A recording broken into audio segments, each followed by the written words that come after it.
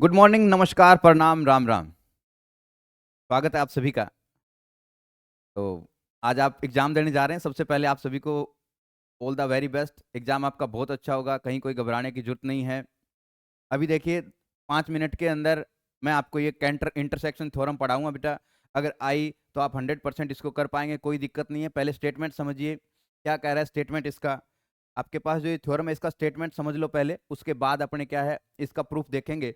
Statement क्या कहता है कि एक्स डी आपके पास एक कंप्लीट मैट्रिक्स स्पेस है, एक्स डी भी एक कंप्लीट मैट्रिक्स स्पेस। और माना एफ एन क्या है बेटा, इसमें एक एरिक्त उपसमुच्चयों का एक समावेशी अनुक्रम सीक्वेंस है। ये क्या है, सीक्वेंस है। अब समावेशी अनुक्रम की परिभाषा भी आ जाए तो क्या लिखेंगे बेटा कि ऐसा कोई भी अनुक्रम जिसमें आपके पास ए एन के अंदर आपका कंटेन हो कौन, ए एन प्लस वन, इसमें आगे इस तरह से कंटेन हो, तो ऐसा अनुक्रम जो है वो समावेशी अनुक्रम कहलाता है, नेस्टेड सीक्वेंस कहलाता है बेटा। किसी भी दूरी समष्टि के अंदर एक ऐसा अनुक्रम, ठीक है, जिसके अंदर ए एन, ठीक है, ए एन में कंटेन कौन करता हो, ए एन प्लस वन, और आगे इसमें कंटेन कौन करता हो, ए एन प्लस टू, इस प्रकार से कंटेन करता हो, तो ये समावेशी अनुक्रम कहलाता है, नेस्टेड सीक्वेंस कहलाती है। ठीक है, हाँ। अब देखिए बेटा, समावेशी अनुक्रम है कि डी एफ एन का मतलब बेटा डायमीटर ऑफ एफ एन, किसी भी एफ एन में, डी एफ एन मतलब डायमीटर ऑफ एफ एन होता है ये, कि एफ एन में किसी भी एनवे अनुक्रम की जो व्यास है, डायमीटर है, वो क्या होगा, टेंस टू जीरो होगा, जो जो एन टेंस टू इन्फिनिटी, यानी जैसे जैसे आप एन का मान बढ़ाते जाएंगे, इन्फिनिटी की तरफ चलते जाएंगे, तो आपके पास ऐसा होगा कि अगर आप इन सब सीक्वेंस का क्या करें, इंटरसेक्शन करें, तो आपके पास उसमें ठीक एक ही एलिमेंट होगा। जैसे बेटा ये हमारा क्या है, ए एन है, समझिएगा ये ए एन है, फिर इसमें ए एन प्लस वन है, फिर आगे और छोटा, फिर और छोटा, फिर और छोटा, फिर और छोटा, फिर और छोटा, फिर और छोटा, तो लास्ट में चलते चलते एन टेंस टू इन्फिनिटी पे जो आपका सीक्वेंस बनेगा उसमें एक ही एलिमेंट होगा। ये नेस्टेड थ्योरम आपको, सॉरी ये कैंटर थ्योरम कहती है। ठीक है, ये कैंटर थ्योरम आपको ये बात बोलती है। स्टेटमेंट क्या कहता है बेटा कि एक्स डी एक पूर्ण दूरी समष्टि है और एफ एन इसमें क्या है, सीक्वेंस है। और सीक्वेंस कैसे हैं, नेस्टेड सीक्वेंस है। नेस्टेड सीक्वेंस का मतलब क्या होता है बेटा कि एन प्लस वनवा सीक्वेंस जो है, ए एन प्लस वनवा सीक्वेंस जो है वो ए एनवे सीक्वेंस में कंटेन करता है। यानी ए एन प्लस वनवा सीक्वेंस ए एन का क्या होता है, सबसेट होता है, उसमें नंबर ऑफ एलिमेंट जो है ए एन में ज्यादा होते हैं, ए एन प्लस वन में क्या होते हैं, उससे कम या उसके बराबर होते हैं। ठीक है, अब जैसे ये बड़े वाला हमारे पास ए एन हो गया बेटा, ये सबसे बाहर वाला मान लीजिए ए वन हो गया, फिर ए टू हो गया, ए थ्री हो गया, ए फोर, ए फाइव, ए सिक्स, ए सेवन, ए एट, ए नाइन, ए टेन, चलते चलते जैसे जैसे हम इन्फिनिटी की तरफ जाएंगे तो एलिमेंट क्या होते जाएंगे, कम होते जाएंगे। और कहता है कि जब लास्ट में आप इन सब का इंटरसेक्शन करोगे तो उस इंटरसेक्शन में एक ही एलिमेंट आएगा। ये आपके कैंटर थ्योरम का क्या कहता है बेटा, स्टेटमेंट है। डी एफ एन मतलब उस एफ एन में जब एन टेंस टू इन्फिनिटी होगा तो उस एफ एन में सीक्वेंस का डायमीटर जो है वो क्या होगा, जीरो होगा। जीरो मतलब उसमें कोई भी दो एलिमेंट जो होंगे वो सेम होंगे। इज दैट क्लियर, स्टेटमेंट समझ आ गया सबको। अब देखो बेटा इसका प्रूफ देखो, बहुत आसान सा प्रूफ है। यही चीज आपको लिखनी है कि एफ एन जो है वो एक सीक्वेंस है, किसका, कंप्लीट मैट्रिक्स स्पेस का। कंप्लीट मैट्रिक्स स्पेस का एक सीक्वेंस है। और कैसा सीक्वेंस है बेटा, नेस्टेड सीक्वेंस है। कैसा सीक्वेंस है, नेस्टेड सीक्वेंस है। इट मींस एफ एन के अंदर कंटेन कौन करेगा बेटा, एफ एन प्लस वन।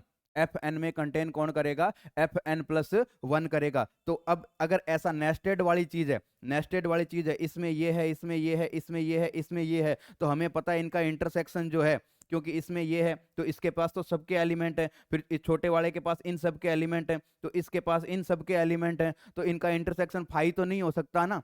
इनका इंटरसेक्शन कभी क्या नहीं हो सकता, फाई तो नहीं हो सकता, क्योंकि जो बड़े वाला है उसके पास सबके एलिमेंट है, फिर उससे छोटा है उसके पास उसके अंदर जितने हैं उनके एलिमेंट है। तो अगर हम इनका इंटरसेक्शन करेंगे तो इंटरसेक्शन कभी क्या नहीं हो पाएगा, फाई नहीं हो पाएगा। तो वो इंटरसेक्शन ये लिख दिया बेटा मैंने, किससे, ये नेस्टेड था तो मैंने ये लिख दिया नेस्टेड वाला, ये है, तो इनका इंटरसेक्शन फाई नहीं हो सकता। अब इंटरसेक्शन फाई नहीं हो सकता तो मैंने दो एलिमेंट ले लिए इस इंटरसेक्शन के अंदर, एक्स और वाई, दो एलिमेंट ले लिए इस इंटरसेक्शन में। अब मुझे सिद्ध क्या करना है कि एक्स बराबर वाई है, कब, जब एन टेंस टू इन्फिनिटी है, यानी लास्ट वाले में एक ही एलिमेंट होगा, ये मुझे सिद्ध करना है। तो मैंने एक्स वाई ले लिया बेटा।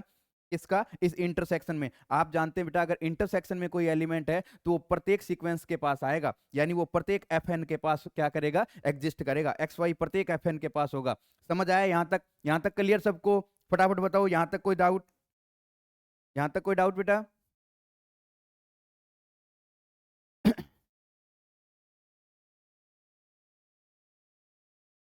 हाँ जी, नहीं है। चलिए अब क्या है बेटा, अपने जानते हैं कि diameter of FN, diameter of FN, diameter of FN जो होता है यानी व्यास, व्यास क्या होता है बेटा, supremum of d x y होता है।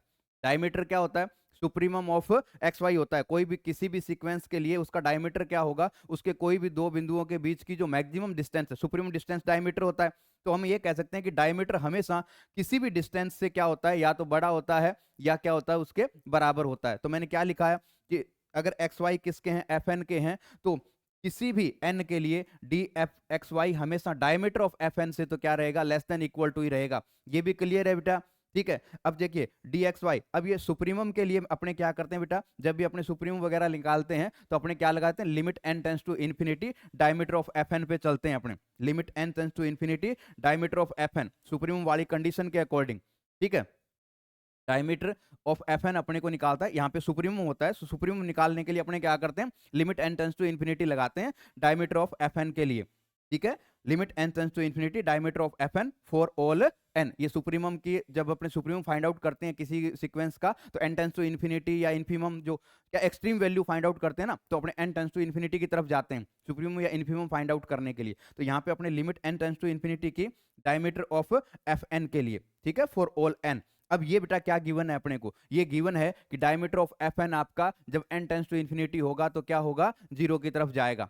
ठीक है, diameter of f n zero जाएगा जब n टेंस टू क्या होगा, इन्फिनिटी होगा, यानी इसका वैल्यू क्या हो जाएगा भाई, जीरो हो जाएगा। यानी d x y less than equal to zero, d x y less than equal to zero, but x d is metric space, so d x y is greater than equal to zero. कभी भी वो less than zero तो हो ही नहीं सकता, ये हम जानते हैं। तो इन दोनों से अपने को क्या मिलता है कि d x y equal to zero, d x y equal to क्या है, zero, which implies x equal to क्या है हमारे पास, वाई है, x इक्वल टू वाई है। यही हमें सिद्ध करना था कि x बराबर किसके है, y के, अर्थात इसमें सिर्फ एक ही पॉइंट क्या करता है, कंटेन करता है। ये है बेटा आपके पास नेस्टेड थ्योरम।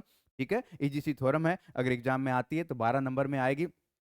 जहां भी आए तो बड़ी आसानी से आप इसको करके आ जाइए, बुक के अकॉर्डिंग मत जाइएगा, वहां पे क्या है बहुत गोलमाल किया हुआ है, उसमें आपको इसके अकॉर्डिंग चलना है। Is that clear? Thank you.